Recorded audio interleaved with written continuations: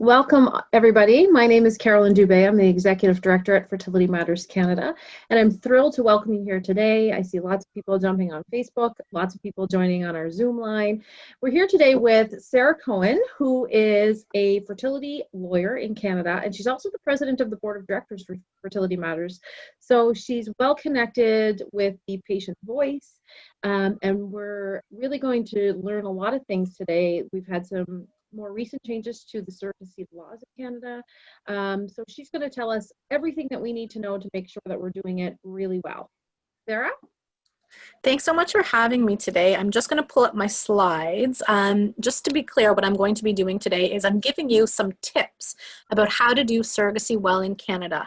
I've kept it a really casual presentation, and I welcome your questions. So if you want to ask some questions, I'm really free to chat and talk about it. This is a very casual forum, so don't feel intimidated.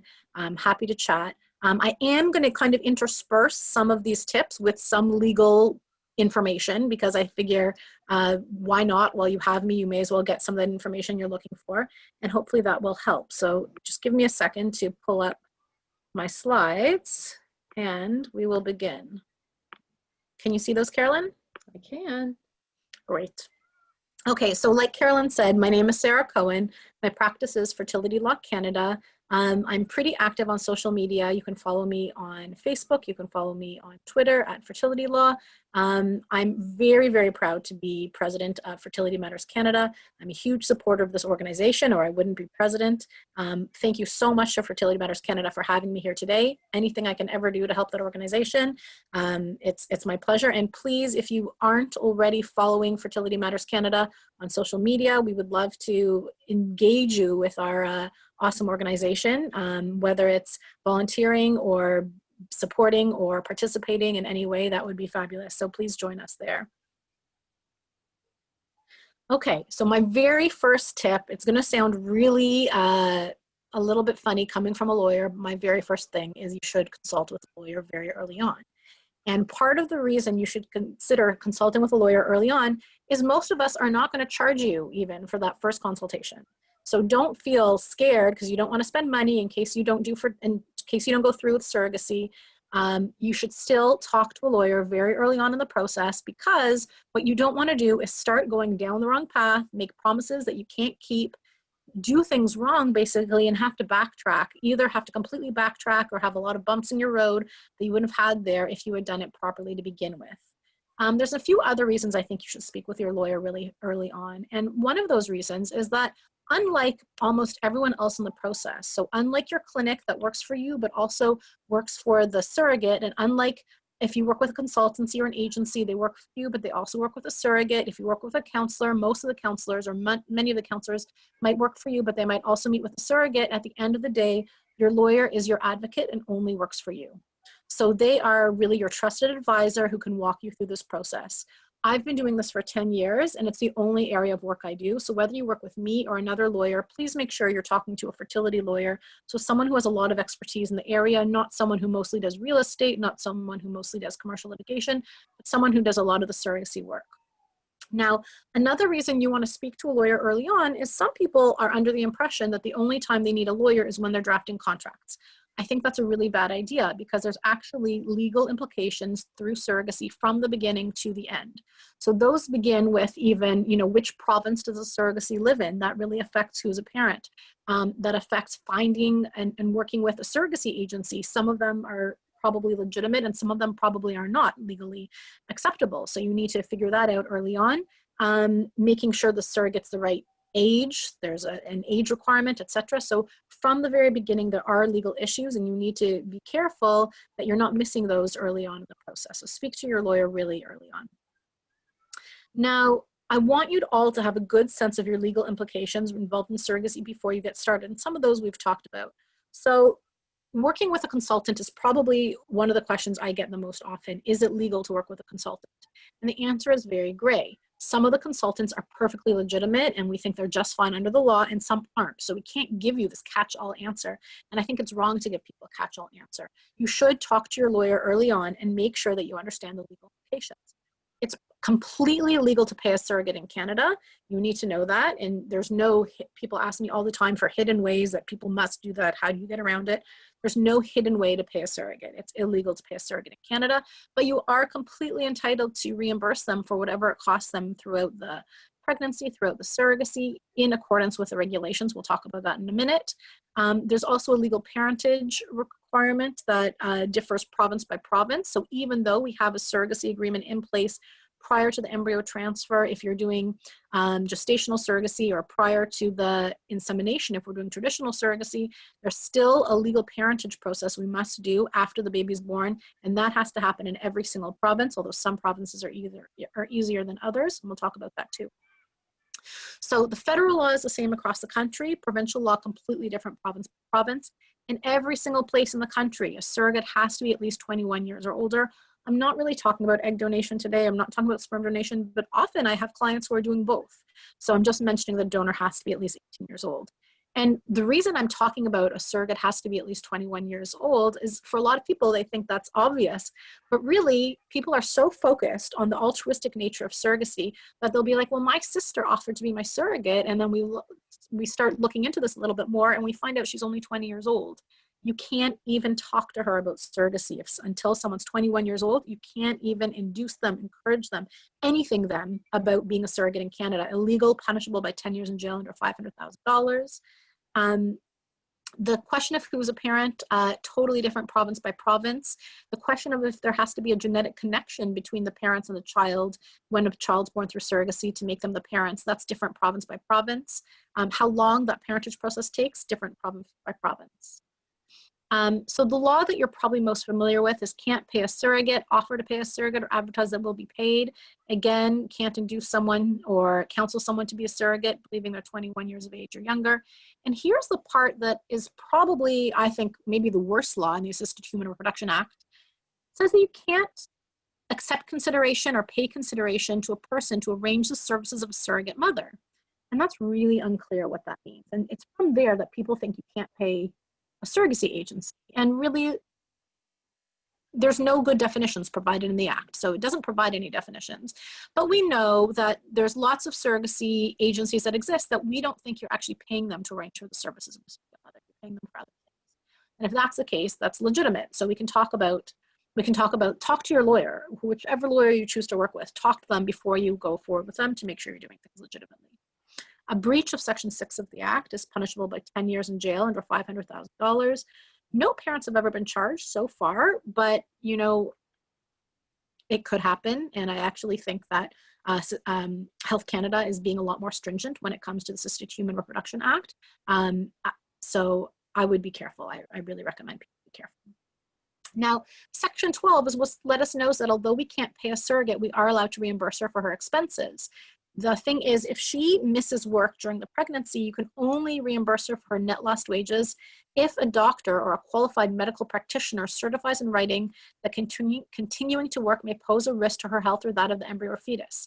If you don't have such a letter in writing, you aren't allowed to reimburse her for her net lost wages. So in June this past year, Health Canada gave us regulations to the Assisted Human Reproduction Act, and they list what we're allowed to reimburse a surrogate. So whereas before we had the way I did it, the way a different lawyer did it, and the way a different lawyer than that did it too, they might not have been exactly the same. Now we have headings, and we know that as long as it fits into this heading, as long as there's a receipt, as long as all the qualifications and requirements regarding reimbursement are met, you can reimburse for all of these headings. So a surrogate's travel, her counseling, and counseling could be psychological counseling, can be legal counseling, can be genetical counseling, dependent care, products or services recommended in writing by healthcare provider. So this is a big deal. It used to be that we would say, you know, you can go get prenatal massage because that's obviously related to the pregnancy, etc. Now you need to get a doctor to certify in writing that it is recommended to get this. And that maybe doesn't sound like such a big deal. In actual fact, it can be a really big pain for people to try to get a doctor's letter for absolutely everything and every service or product they want to be reimbursed for. It's actually quite significant. You can cover maternity clothes, insurance, net lost wages during a pregnancy if a doctor certifies in writing that you must miss work to protect health of the surrogate or the fetus. But something that was missing in the regulations are net lost wages in the postpartum phase. And this was really upsetting to me and to a lot of other people involved in the surrogacy world, because of course, if someone gives birth, they need time after they've given birth to recuperate before they go back to work. And the entire purpose of the Assisted Human Reproduction Act is to protect women and children, or that's a stated purpose. And if that's the purpose, how are we protecting them by forcing them to go back to work immediately after they've given birth? So what happened is Health Canada then provided a guidance document, which doesn't have the force of law, but is really something we can rely on in terms of respecting that these are the people who wrote the regulations, and what do they have to say about the law. And their interpretation of the law is that even though it's not listed in the regulations, they don't believe reimbursing a surrogate for net lost wages in the postpartum phase is a breach of Section 6 of the Act, so feel free to do so, but I would recommend getting a lawyer, a doctor's note that she needs to miss work, even though that's obvious. I still think it's a good idea. Now, really quickly again, legal parentage varies province by province. Even though you have this agreement in place prior to the embryo transfer or prior to insemination, you still have to go through the process after the baby's born. I get a lot of questions about, well, why can't I do this during the pregnancy? Why can't I get a pre-birth order the way you can in certain states in the United States? We don't have anything like that in Canada. So this is only a post-birth order you can get. Some provinces are better than others. The best provinces in Canada for surrogacy are Ontario and British Columbia. They have the best statutes and the best case law. So in both of those provinces, you don't need to get a court order. You can just get a birth registration. No need for DNA testing. No parent has to have a genetic connection to the child to make them a parent through surrogacy. Non-heteronormative laws. And they recognize multi-parent families. So you can have 3 parents, 4 parents be parents through surrogacy as well. Those provinces, I think, are the most ideal for surrogacy in Canada, but there's lots of other good provinces too where you can do surrogacy, and those include Nova Scotia, Alberta, New Brunswick, etc. You can actually do surrogacy almost completely across the country, but there are some concerns in some provinces. So for example, like I was mentioning before, Ontario and British Columbia are your best. Quebec is still majorly problematic. There are people who engage in surrogacy within Quebec, because we've never had a surrogate in Canada try to keep a baby, so they feel comfortable. But the truth of the matter is, if a surrogate in Quebec tried to keep a baby, she would be successful. That's the only place in Canada where I'm quite confident saying she would be successful. Other places, I don't think they are likely to be successful. There's also questions about Prince Edward Island because it's really hard to deal with. And Manitoba, it really depends. I'm not going to go into detail now, but it depends on the situation of the surrogate, if it's a good idea or not. All this to say, you need to speak to your lawyer early on before you go down a path and you realize, well, I just chose a surrogate in Quebec.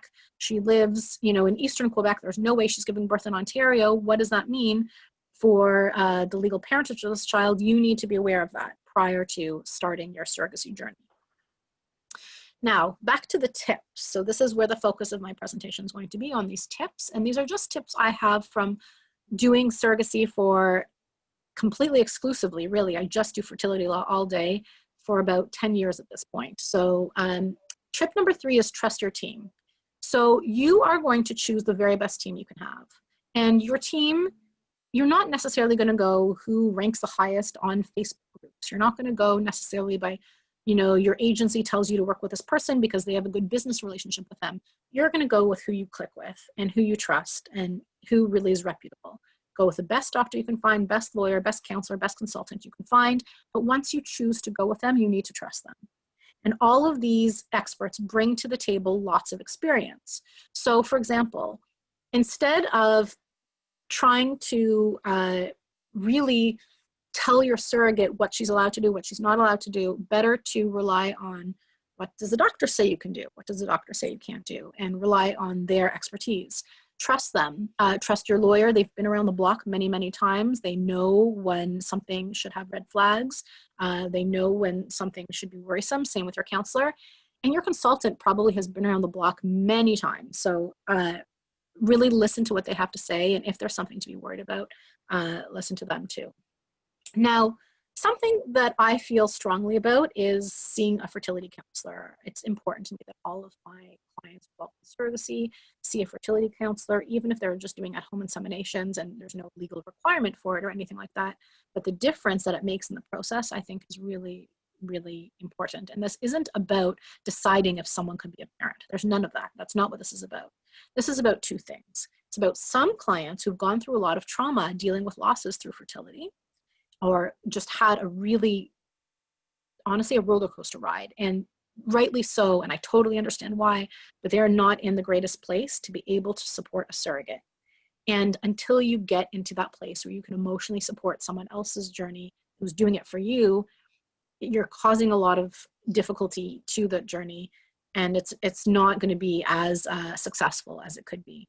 And then the other piece is psychoeducational. So as much as, you know, you might feel perfectly fine about using a surrogate, and hopefully you do, and you see it as a blessing that it is, there's a psychoeducational piece that's really important that only a fertility counselor can provide. So you might already be going to see someone for depression, someone for anxiety, someone for any issues you might have, and that person could be great, but unless they have experience in third-party reproduction, I want you to seek out someone who has that specific experience. We have quite a number of counselors that are involved with Fertility Matters Canada, so if you don't have one already, feel free to reach out to the organization and we can hook you up with someone who has lots of experience that we trust. Now, how to find a surrogate? This is probably the most often asked question for me. And there's really three ways. The first is friends and family. So not everybody's so lucky to have a friend or a family member who can be a surrogate for them. But if you are, it's a serious blessing. You'll trust the person probably a lot. It will save you a lot of money. There's a lot of benefits of working with friends or family through surrogacy. You already know them well. You probably know their lifestyle, their choices, etc. I've had some clients be very successful posting things online, and there are certain online groups you can engage in Facebook, for example, where you can find a surrogate online. And then there's sometimes people online actually just put up something on their own Facebook page and say, look, this is our situation. We're looking for a surrogate. You cannot offer to pay, so don't put that up. But they tell their story, and I've had clients be very successful doing that. I will say it's harder to find a surrogate online nowadays than it was a couple of years ago, but I don't think it's impossible. You do have to be somewhat thick-skinned and able to ride those waves. Also, you have to have a really good head on your shoulders and not just get too excited about the first person who offers, but really be able to see very clearly. But it is possible. And a lot of people use consultants in Canada. Again, I'm just taking that back to the beginning. There's legal issues with it, so speak to your lawyer first to make sure it's a reputable and legitimate consultancy. But if they are, they can be really, really helpful. So that's another option too. Now, who chooses to be a surrogate in Canada? There is empirical evidence at this point that most are Caucasian, Christian, early 20s to early 30s.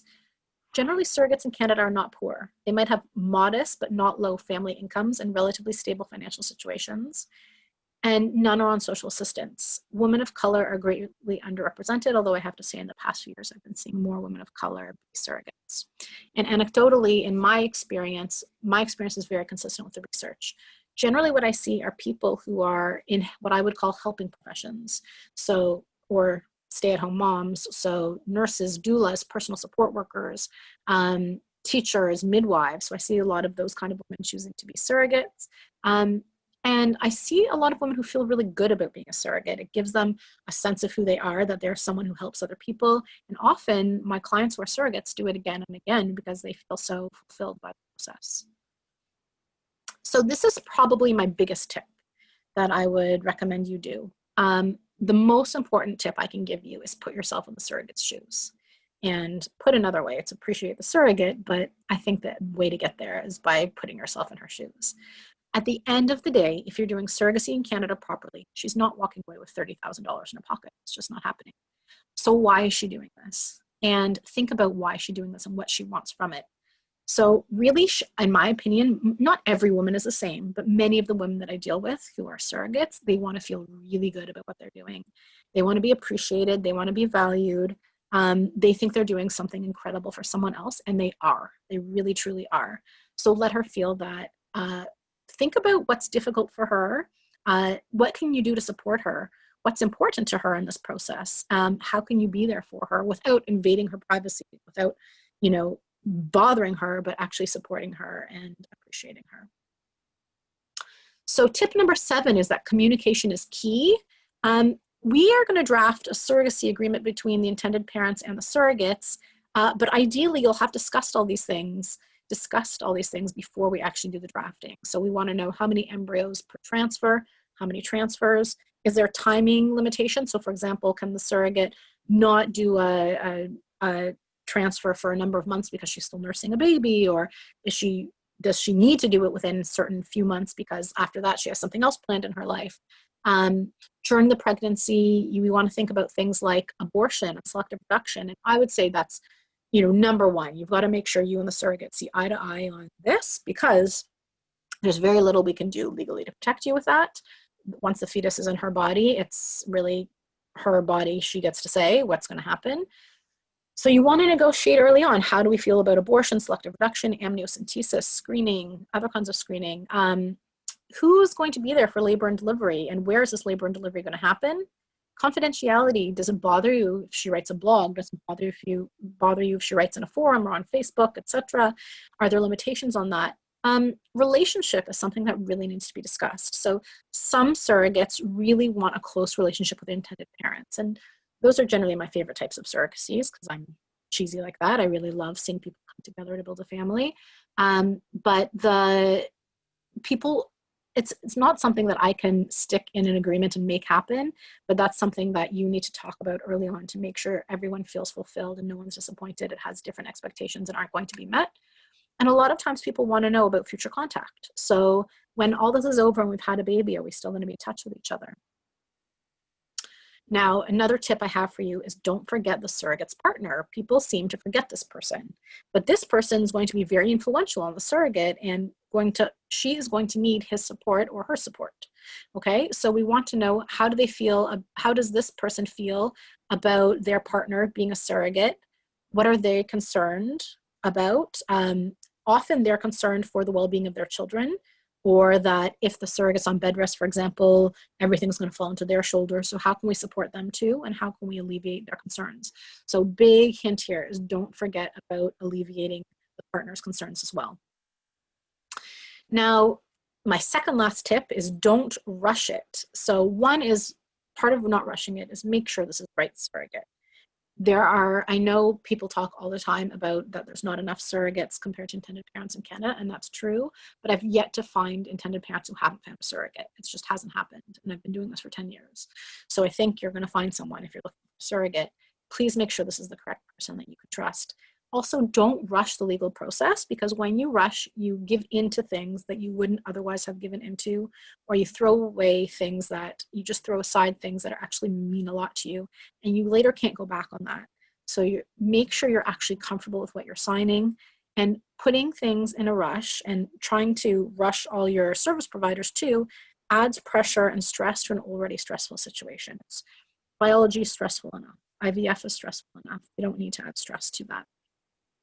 The last tip I give you, I have to give you a caveat for. So I'm going to tell you that I think when you're doing surrogacy, it's a great idea to screen your embryos, to do PGT-A testing on your embryos. Don't take medical advice from me. I've been to medical school 0 days of my life. Okay, I've never been.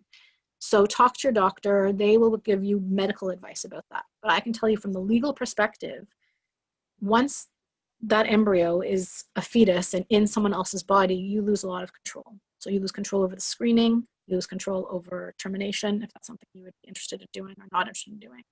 So by screening the embryos, you take back some of the control if you're only going to transfer euploid embryos. So I think that really gives people a lot more confidence, and it makes it a lot less scary for them, and it keeps the intended parents having a little bit more control over the situation than they would otherwise. So that would be my last tip.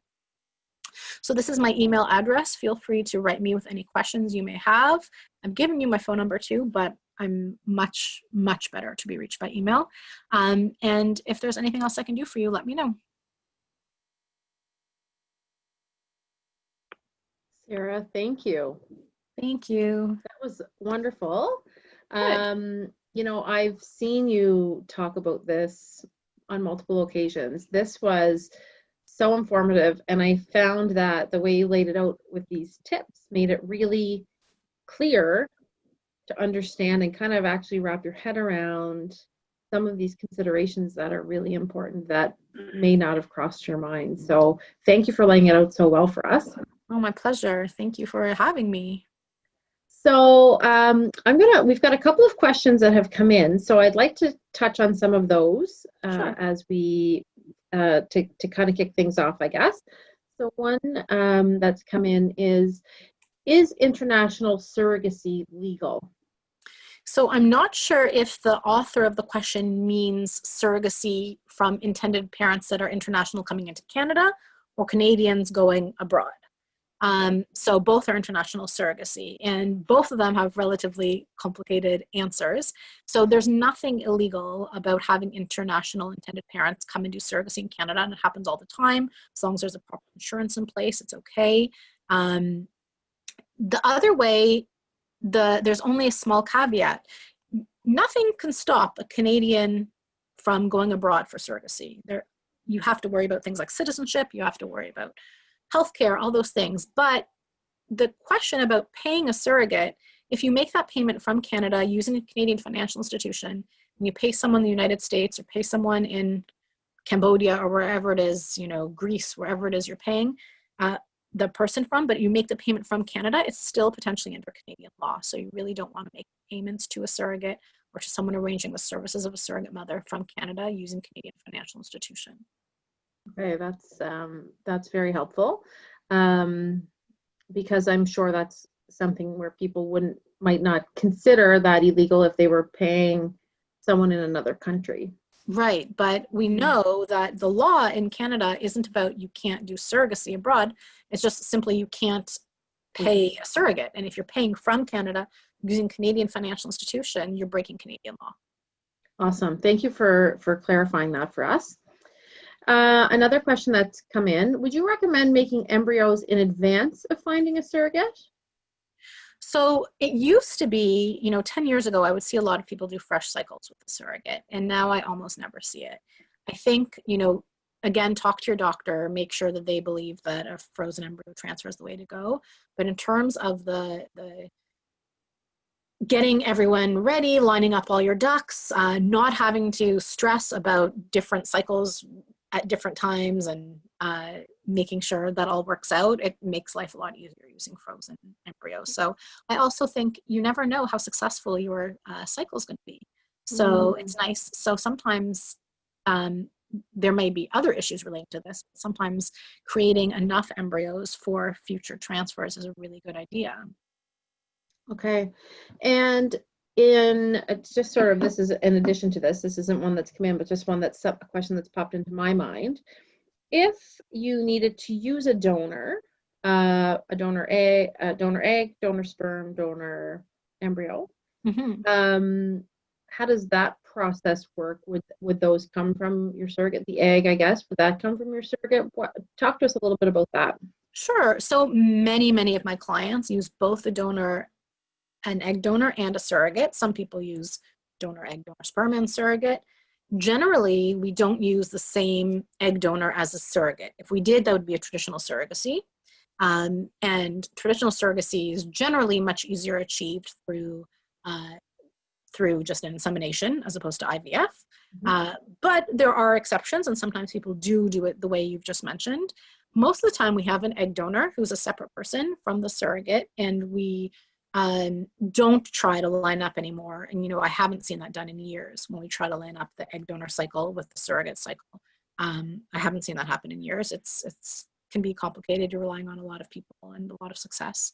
But yeah, you can do egg donor and a surrogate at the same time. You can do egg donor and sperm donor and a surrogate. But if there's no genetic connection to the intended parents, then the only place the baby can be born and the parents be recognized as the parents by just going through a simple court process or just going on the birth certificate is Ontario and British Columbia. So if you are moving to a situation where there's no genetic connection between the parents and the embryo, you need to talk to a lawyer and make sure the baby is going to be born in a jurisdiction that recognizes their parentage. Okay. Thank you for clarifying that. No problem. Another couple of questions here. Hi, Sarah. I'm wondering if you can talk about timelines. How long does it take to find a surrogate in your experience? Sure. And then how long would it take to draft a legal agreement? Sure. So Sorry, I saw another person's question just came up and I got distracted for a second. So how long it takes to find a surrogate, it really depends. I'm guessing from the way that question was asked that we're talking about through a consultancy. And different consultants are going to tell you different numbers. I think COVID has slowed things down, to be honest. And I think whereas before COVID, I would have said, you know, like 8 months, I think we're right now looking at more like 12 months is basically what we're looking at. There are some for sure that are faster and there are some that are slower, and your lawyer can go through with you different options. There's also some agencies that aren't like, that just operate completely differently, that are more like an online forum and you find each other, and that can be either very fast or very slow. So it's worth going through with your lawyer, get a free consultation with them and go through what your options are so you can understand potential timelines depending on the option you choose. I would say the drafting, again, it varies, but I think most of my files, the entire legal process is about 3 weeks. Okay. So are there longer? Did you say 3 weeks or 3 months? I missed that. 3 weeks. Okay. 3 weeks. I think it really depends, like in the sense that sometimes you have intended parents who are very slow in terms of just reading a 40-page document. It's a long document. Sometimes you have the lawyer on the other side is just really caught up with something, or sometimes the negotiations are really, really surprisingly demanding. But I would say most files you're looking at about a 3-week turnaround. Okay. And would the intended parents and the surrogate use the same lawyer, or would they have separate lawyers? So the way it works is the intended parents are going to have one lawyer, and that lawyer is going to draft their document for them. And that agreement is going to be about 40 pages long, about there, give or take, depending on your lawyer, depending on what's included in it.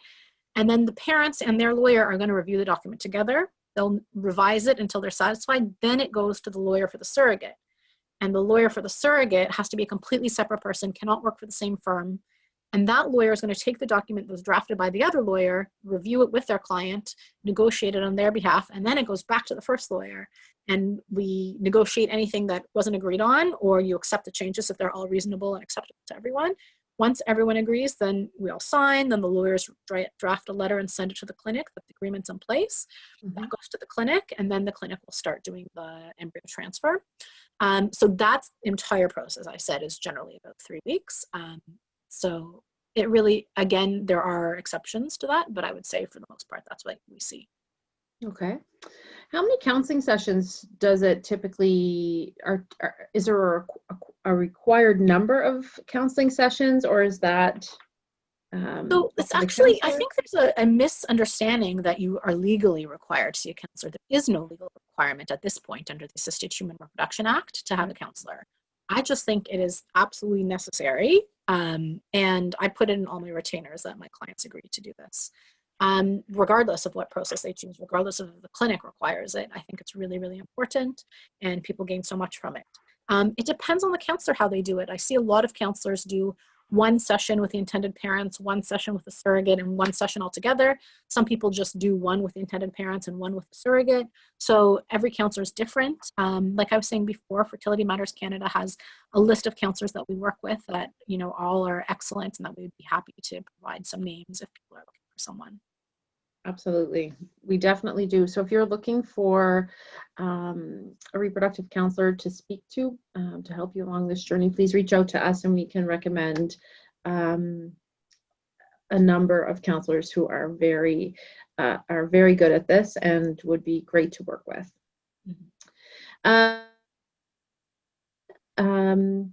Should a discussion about abortion and selective reduction occur before pregnancy? And I think you touched on that, and I think you said that you would. Definitely would. I even want that discussed before we draft the agreement. So it's something that my slide might have been confusing because I meant that's an issue that occurs during the pregnancy, but gotcha. All of that should be discussed even before you're having your lawyers draft the agreement. You don't want to go anywhere with a surrogate if you guys really cannot see eye to eye on issues about termination, because I can draft whatever agreement you ask me to and say, you know, we all agree that if a fetus has Down syndrome, we're going to terminate, but if a surrogate changes her mind, there's nothing you can do about it. This is her body, it's her right, and you have to be aware of that. So you want to make sure that everyone sees eye to eye, that we understand each other, that we're all headed the same way and in the same direction. before you even get drafting an agreement with a surrogate. Perfect. Great. Has anyone ever been charged with paying a surrogate? So no parents have been charged with paying a surrogate. We did have one agency charged a long time ago, but no parents have ever been charged with paying a surrogate or paying a donor. I still think it's really important to follow the law. The potential penalty is 10 years in jail, or up to 10 years in jail, and or a $500,000 fine. We know that Health Canada has hired people to basically enforce the Assisted Human Reproduction Act. I don't know if they mean this part of the Assisted Human Reproduction Act or other issues under it, but now that they have people in place specifically to enforce, I think it behooves us to be even more careful than we were before. Absolutely. Although I do have to say, I think there's this misunderstanding that a lot of people are paying surrogates. My impression is that people are really careful with the law. Mm-hmm. Definitely. Do you find that, so these people that have been put in place with Health Canada, that's newer since the new regulations came out, or? Sorry, could you repeat the question? The people that Health Canada has hired to enforce, those are new? They haven't been around for a long time? My understanding is they're new, as this Okay. was a new thing that happened before, just prior to the regulations coming into force. Okay. So how, I can imagine that for intended parents especially, that the legal implications, do you find that that's something that makes intended parents nervous? What's the general feel about the laws in Canada for intended parents and or surrogates? So I definitely think the laws make the parents nervous. I wish I weren't, but I'm sure I'm the least favorite part of the process for a lot of the intended parents because I'm the no fun part. So certain of the laws in Canada are really beautiful. So for example, Canada's really LGBT friendly across the board, and that's great. Ontario and British Columbia are non-heteronormative. They're not even stuck to the idea that there can only be two parents. So the parentage laws in some provinces, particularly Ontario and British Columbia, not really anywhere else yet, those laws are great and something to be really proud of. The Assisted Human Reproduction Act, which is the federal law, in my opinion, it's a mess and needs to be scrapped and started from the beginning. Most intended parents that I speak with agree with me on that idea. Once in a while, you meet someone who only believes in the idea of altruism, but the way it works out, I don't actually think, I think for the people on the ground, I've yet to meet someone who's really involved on the ground with surrogacy who anymore believes that this kind of experiment we've conducted in Canada has been successful. Okay. I feel from the patient perspective that would be, or I guess the intent, who is the patient? I'm saying that actually, but who, do we use that term, and who becomes the patient? So the intended parents are the patient, but so is the surrogate. Okay. So when we're talking about the surrogate goes through the entire process, the entire pregnancy, getting pregnant, and everything that leads up to getting pregnant. So she's also a patient of the doctor, and they have to worry about her best interests as well. Okay. So if someone is preparing for surrogacy, considering surrogacy, let's say gestational, what are the costs that someone can sort of consider budgeting for? How would someone put together a budget like this? So there's a big range, which is the worst answer I can give you because I know you just want a number, and I'm sorry I can't give you an exact number. First of all, it depends in the sense, like, do you already have embryos? Are we including the cost of making the embryos? Are you in Ontario where that embryo cycle is, the creating of that embryos was funded, that IVF cycle? So that really affects the cost. So it's easier if I give you headings about what you have to budget for than if I give you numbers. So creating your embryos is a huge cost. Obviously, everyone who's gone through IVF knows that. So making your embryos. If you're going to work with a consultant, that's a really big cost. Some people choose to work with a consultant, and you could be paying, $10,000, $17,000, depending on the consultancy. Some people find a surrogate on their own, and then obviously they don't have that cost. Reimbursing a surrogate, what I typically see is about $25,000 as a maximum in Canada. Everyone needs to remember, when you're reimbursing a surrogate, it's not that if say I have an agreement that says a maximum of $25,000, it doesn't mean she's entitled to $25,000. It means she's entitled to what she spends up until that point.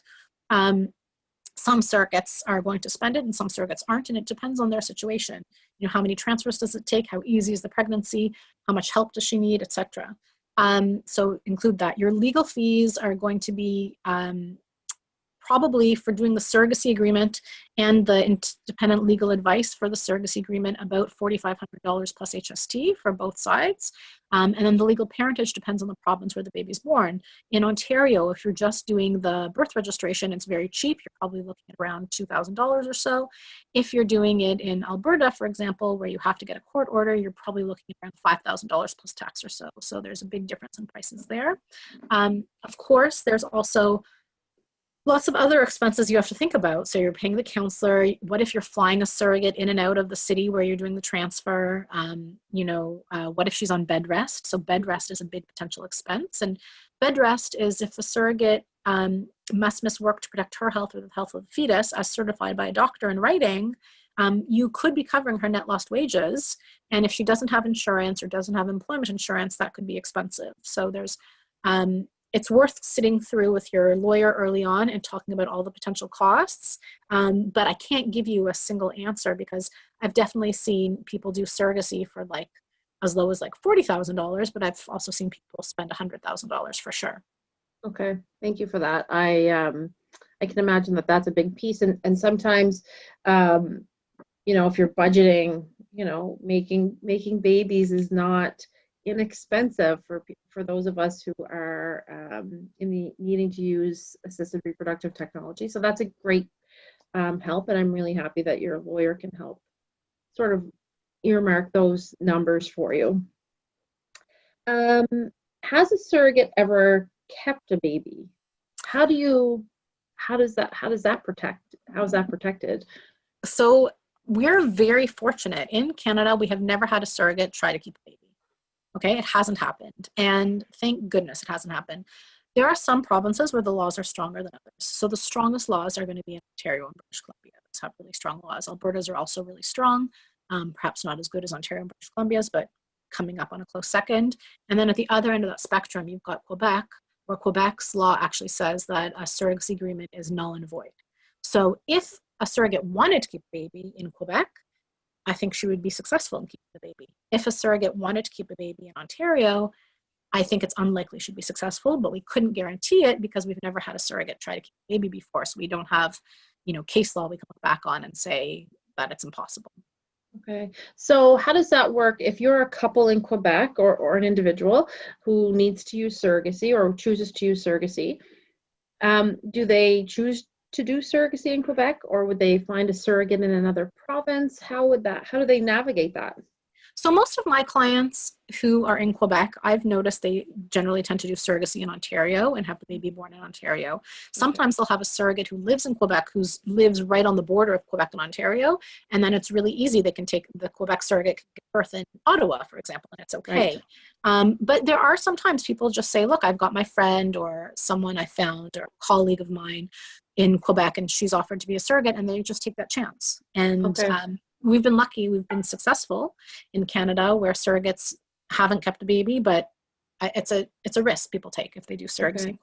So if the baby's born in a province outside of Quebec, those rules for keeping the baby would not be, if the surrogate lived in Quebec but had the baby in Ontario.